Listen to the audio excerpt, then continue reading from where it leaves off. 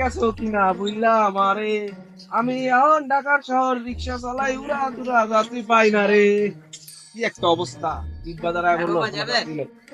হ্যাঁ হ্যাঁ মামা যাবো, কই যাবেন? হ্যাঁ চলেন। কত কত ভাড়া কত? ভাড়া 25 টাকা দিয়ে মামা, ঈদ তো আচ্ছা, আগে 20 টাকা ভাড়া ছিল। আচ্ছা,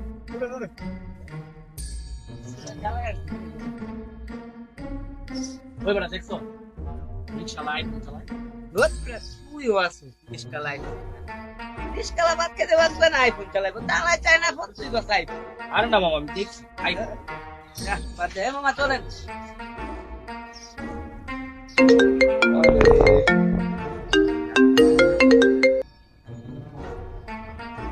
হ্যাঁ হ্যালো।